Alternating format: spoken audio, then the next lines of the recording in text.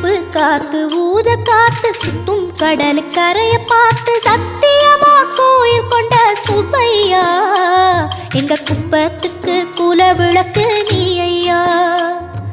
வாட காத்து வீச பார்த்து அலையை எதிர்த்து வலைய போட்டு மீன் பிடிக்கும் தொழில் நடக்குது முத்தையா. கரை மீண்டு வர காவல் உந்தன் வேலையா.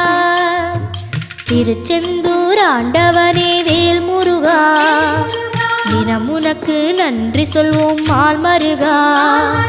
திருவடியில் தவம் இருப்போம் திருமுருகா. தீப்பெழுது நலமெனவே வடிவழகா.